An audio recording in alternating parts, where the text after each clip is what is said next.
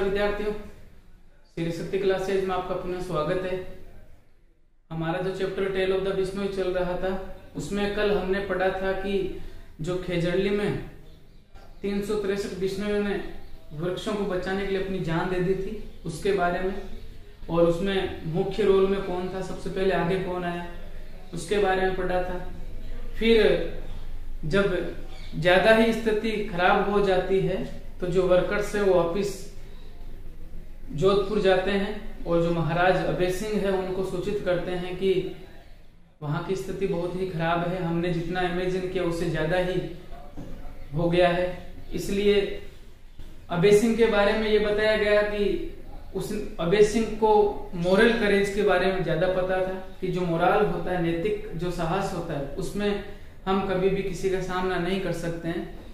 अभय सिंह ने औरंगजेब को चुनौती दे दी थी, लेकिन यहाँ पर बात जो मोरल करेज है उसकी बात हो रही थी, इसलिए वो खुद स्वयं घोड़े पर सवार होकर आते हैं और जो बिश्नोई, जो वीपिंग एग्नाइज्ड जो बिश्नोई थे, रो रहे बिश्नोई और जो पीड़ित बिश्नोई थे, उनको प्रॉमिस किया कि आज से मैं भी आपके धर्म की रेस्पेक्ट करूंगा। और लिखित में वो एक कॉपर प्लेट प्रस्तुत करते हैं जिसके इंस्क्रिप्शन पर लिखा हुआ था कि आज के बाद कभी भी जो बिश्नोई एरिया है वहां पर न तो जानवर को मारा जाएगा, न ही ग्रीन जो ट्रीज हैं उनको काटा जाएगा। इस के बारे में हमने पढ़ लिया था। यानी कल जो था वो ये एपिसोड था कि जिसमें केवल और केवल खेजड़ली का जो बलिदान हुआ था उसके बारे में पढ़ा। आज हम इस बात को आगे कंटिन्यू करते हैं कि जो बिश्नोई है वो इस परंपरा को आज भी उन्होंने बनाकर रखा है, और इस पैराग्राफ में बिश्नोई कहाँ कहाँ पर फैले हुए हैं और उस वहां की स्थिति कैसी है उनके बारे में। जो सतयुग के समय जिस प्रकार विचरण करते थे वैसे कलयुग में भी ऐसे विचरण करते हुए जीव जंतु हमें दिखाई दे सकते हैं, तो वो केवल बिश्नोइयों के कारण है। तो कालिदास जी ने इसके बारे में क्या लिखा है उसके बारे में हम पढ़ेंगे। तो पेज नंबर 47 पर जो थर्ड पैराग्राफ है उसमें लिखा हुआ है 2.5 centuries की 250 शताब्दियां हैव पास्ड गुजर चुकी है सिंस दिस एपिसोड। एपिसोड का मतलब घटना, एपिसोड का मतलब क्या होता है, एपिसोड यानी ये जो घटना घटी थी 1730 में है, तो लगभग 250 साल से ज्यादा ही हो गए हैं कि इस घटना को घटे हुए 2.5 शताब्दियां हो गई है, 250 साल से भी ज्यादा हो चुके हैं। बिश्नोईज लेकिन आज भी जो बिश्नोई है हैव नाउ अभी भी बीन गार्डिंग, गार्ड का मतलब होता है रक्षा कर रहे हैं, गार्ड का मतलब क्या होता है, रक्षा करना, कि आज भी बिश्नोई रक्षा कर रहे हैं किसकी, द ट्रीज पेड़ों की। गिविंग सकर, सकर का मतलब होता है हेल्प, सहायता, सहायता प्रदान कर रहे हैं। सकर का मतलब क्या होता है, सहायता, सहायता प्रदान कर रहे हैं कि किनको, टू द वाइल्ड एनिमल्स, जो जंगली जानवर है। कहां कहां के, किन किन राज्यों में जहां पर फैले हुए, जहां पर ये निवास करते हैं वहीं पर होगी ये बात। तो ऑफ राजस्थान, हमारे राजस्थान में, Haryana and Madhya Pradesh. For nearly, लगभग कब से ये सहायता प्रदान कर रहे हैं, सकर कर रहे हैं 5 centuries, लगभग 5 शताब्दियों से, 500 साल हो गए हैं ये कंटिन्यू जो ये कार्य है, जो ग्रीन ट्रीज हैं, जो पेड़ हैं, उनको गार्ड दे रहे हैं, उनको रक्षा कर रहे हैं उनकी, और जो वाइल्ड एनिमल्स हैं उनको सकर, सकर यानी सहायता प्रदान कर रहे हैं। कितनी शताब्दियों से, 5 शताब्दियों से। एवरीवेयर एल्स, अन्यत्र जो जगह है, अन्य जो स्थान है, द ग्रीन कवर, जो हरा आवरण है, किसका, ऑफ द इंडियन सब कॉन्टिनेंट, की भारतीय उपमहाद्वीप। सब कॉन्टिनेंट का मतलब होता है उप महाद्वीप।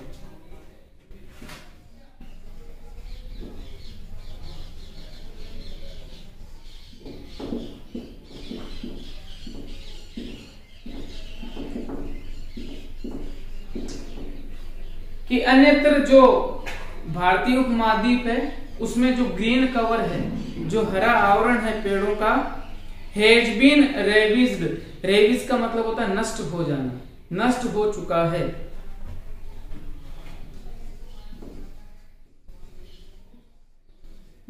क्षतिग्रस्त होना या नष्ट हो जाना। हैज बीन यानी हो चुका है। कि अन्यत्र जो भारतीय उपमहाद्वीप है उसमें जो ग्रीन कवर है पेड़ों का वो नष्ट हो चुका है। एंड कंटिन्यूज और जारी है, टू बी डेस्ट्रॉयड विनाश की तरफ, यानी लगातार रूप से नष्ट हो भी चुके हैं और आज भी नष्ट हो रहे हैं, डेस्ट्रॉय हो रहे हैं, उनका विनाश हो रहा है। किस गति से? At and ever accelerating, accelerate का मतलब होता है तेज, और PACE पेस यानी गति, एक्सेलरेट पेस का मतलब है तेज गति के साथ में आज भी ये जो ग्रीन कवर है वो नष्ट होता जा रहा है। ये भारतीय उपमहाद्वीप की चिंता करने वाली बात है, चिंताजनक स्थिति के बारे में बताया। तो वापस देखो, एवरीवेयर एल्स, अन्यत्र जो जगह हैं जहां पर विष्णु निवास नहीं करते हैं, या फिर कहने का मतलब जो पर्यावरण प्रेमी, इस विष्णु संप्रदाय को कहा गया है। और भी लोग हो सकते हैं पर्यावरण प्रेमी, लेकिन ये जहां पर अन्यत्र जो भारतीय इंडियन सब कॉन्टिनेंट है उसकी स्थिति बताई है कि यहाँ पर जो ग्रीन कवर है वो हैज बीन रेविज्ड, रेविज का मतलब क्या होता है? क्षतिग्रस्त हो रहा है, नष्ट हो रहा है। एंड कंटिन्यूज और जारी है, टू बी डेस्ट्रॉयड, डेस्ट्रॉयड का मतलब विनाश की तरफ जारी है। At and ever accelerating race pace, तेज गति के साथ में ये आज भी इसका विनाश हो रहा है। द थाउजेंड्स अपॉन थाउजेंड्स, कई हजारों जो हजार ब्लैक बक जो कृष्ण मृग होते थे, देट जो वन रोम्ड, रोम का मतलब होता है विचरण करना, घूमना, रोमिंग होता है, रोम का मतलब विचरण करना, कि कई हजारों हजार जो ब्लैक बक जो विचरण करते थे। द इंडियन प्लेन, प्लेन का मतलब जो मैदान है, कि कई हजारों हजार जो ब्लैक बक जो विचरण करते थे भारतीय मैदानों में। हेव आल, वे सभी के सभी, वेनिस्ड, वेनिस का मतलब विलुप्त हो जाना, नष्ट हो जाना, गायब हो गए हैं। विदाउट ए ट्रेस, बिना किसी ट्रेस के, ट्रेस के मतलब कोई भी सबूत दिए बिना, यानी बिना किसी अस्तित्व के, यानी उनका अस्तित्व ही नहीं रहा है।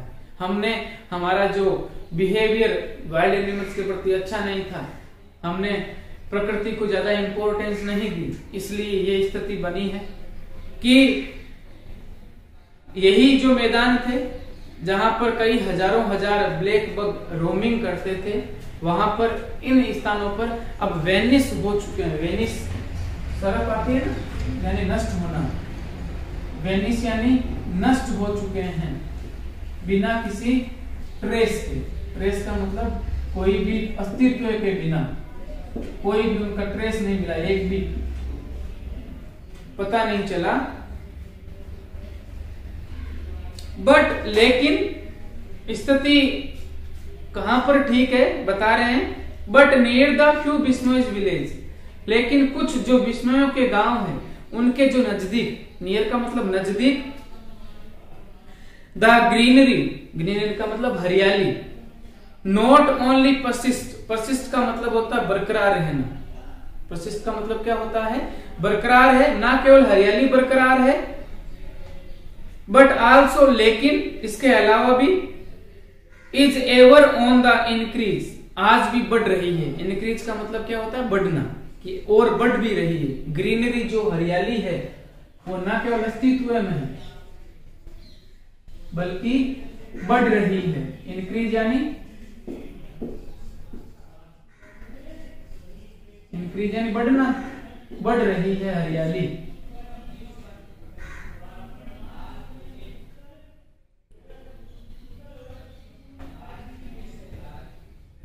एंड अराउंड देयर विलेजेस, और उनके जो गांव है उनके आसपास में चारों तरफ, द ब्लैक बक्स, जो काले हिरण हैं, रोम विचरण कर सकते हैं एज फ्रीली, इतने स्वतंत्र रूप से, एज इन कालिदास टाइम, जब कालिदास, जो कवि कालिदास थे उनके समय में, जिस प्रकार आश्रमों में लिखा हुआ है कालिदास टाइम्स नियर द आश्रम ऑफ सेज, सेज का मतलब यहाँ पर ऋषि कण्व, कि ऋषि कण्व का जो आश्रम था, जो किनके समकालीन कालिदास के समय थे, उनके आश्रम के चारों तरफ जिस प्रकार पहले जो हिरण, जो ब्लैक बक घूमते थे, रोमिंग करते थे, उसी प्रकार आज भी हम जहां कहीं कुछ विष्णुओं के गांव है वहां पर हम इनको विचरण करते हुए देख सकते हैं। यानी कि हमें कलयुग में सतयुग का आभास करवाते हैं। उस समय सतयुग था,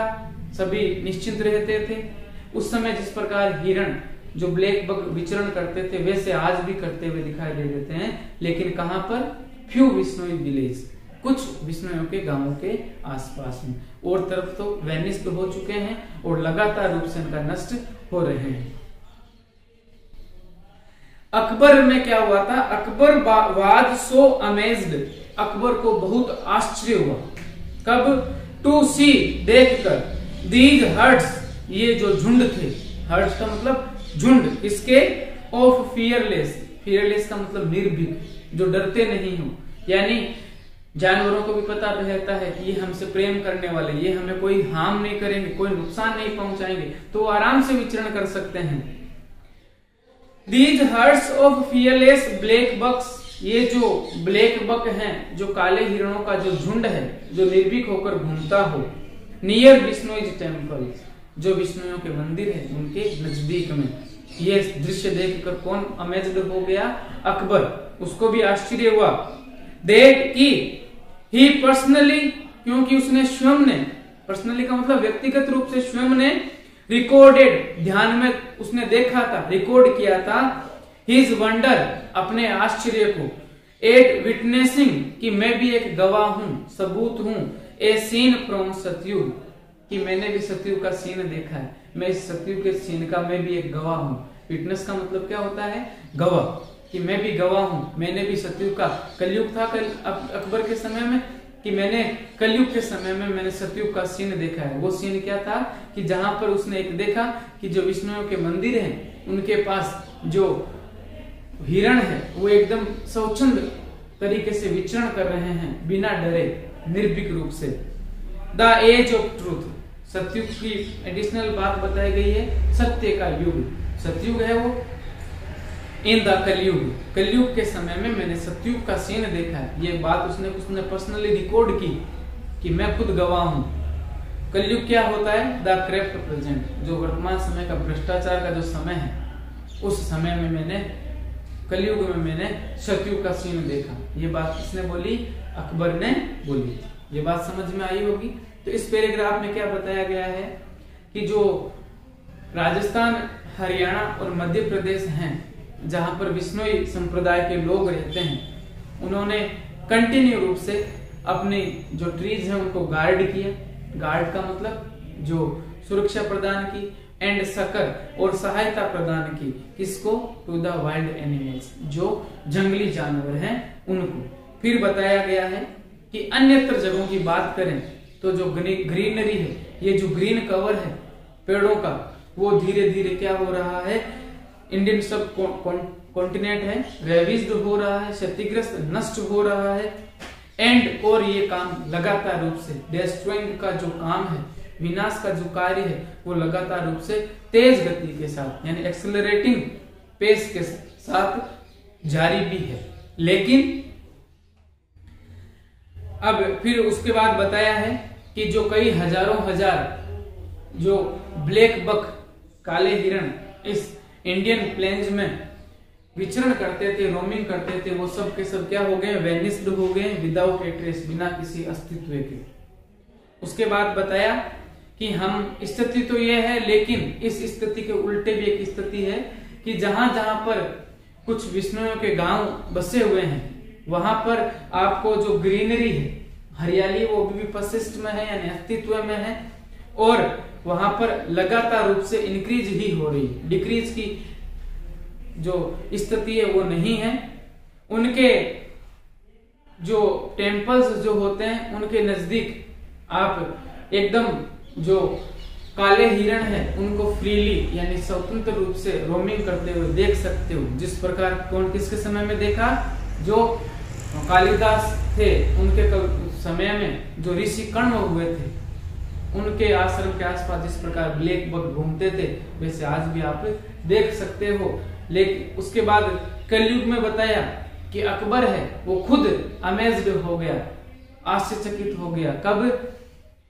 उसने पर्सनली रिकॉर्ड किया अपने वंडर को, अपने आश्चर्य को, कि मैं भी एक गवाह हूं, मैंने भी देखा है अपनी आंखों से कि जो कलयुग का जो समय है, जो भ्रष्टाचार का समय है, गलत कार्यों का जो समय है, उस समय में भी मैंने सतयुग का सीन देखा था। सतयुग का सीन कहा? जिस प्रकार कालिदास के समय था, जैसे मैंने भी ब्लैक बक को घूमते हुए देखा, मैं भी इसका क्या हूं, एक गवाह हूं। ये बात इन पैराग्राफ में बताई गई है। ये स्थिति बताई गई है, इंडियन सब कॉन्टिनेंट की स्थिति क्या है, विश्नोई के जो विलेज है वहां पर स्थिति क्या है, दोनों स्थितियों के बारे में। फिर अकबर ने क्या कहा उनके बारे में, और कालिदास जो ऋषि कर्ण थे उनके समय में भी कैसे जो वाइल्ड एनिमल्स भ्रमण करते हैं, वैसे आज भी स्थिति बनी हुई है। केवल कहां पर, जो फ्यू विश्नोई विलेज है वहां पर। अगला है कि अब लास्ट में ये पैराग्राफ अंतिम पैराग्राफ है।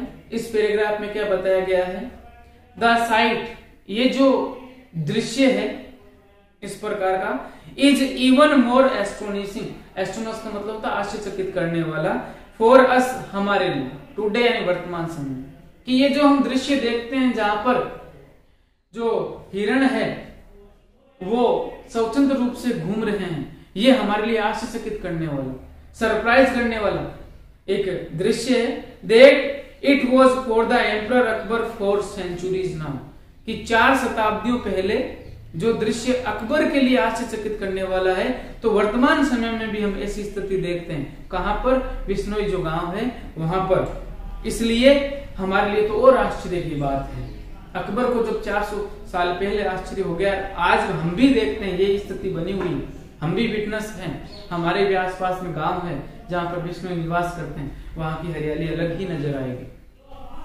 फॉर द विश्नोइज, कि ये जो विश्नोई लोग हैं कंटिन्यू, जारी, लगातार रूप से, टू होल्ड, बनाए हुए हैं, ऑन टू देयर मैग्निफिसेंट, कि उनका जो शानदार ऑब्सेशन का मतलब होता है जोश, कि शानदार ये जो जोश है हरियाली को बचाने का, वो आज भी उनमें लगातार रूप से बरकरार है।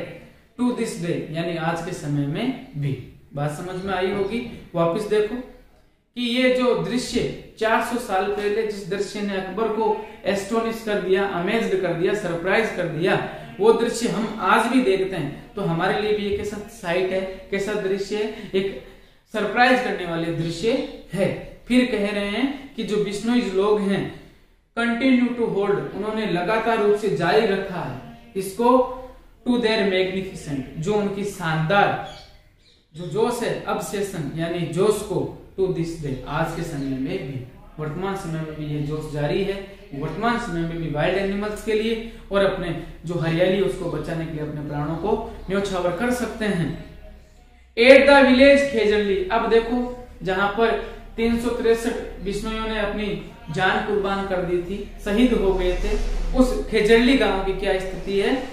At the village Khejarli, Khejarli गांव में, वेयर द विश्नोइज, जहां पर विश्नोइयों ने क्या किया था, पास्ड, उत्तीर्ण हुए थे, गुजरे थे, किसे, द सुप्रीम टेस्ट, जो सबसे सुप्रीम टेस्ट हुई थी, जो परीक्षा हुई थी, ऑफ फायर यानी अग्नि परीक्षा, जो सुप्रीम अग्नि परीक्षा हुई थी कि तुम अपने धर्म के प्रति कितना सोचते हो, उस अग्नि परीक्षा को उन्होंने क्या किया था, पास किया था। जिस अग्नि परीक्षा से वो गुजरे थे, खेजरली में तो देखा गया था कि देखो ये बातें ही नहीं करते हैं, अपने धर्म को, अपने संप्रदाय को बचाने के लिए कुछ भी कर सकते हैं, अपने प्राणों को न्योछावर कर सकते हैं।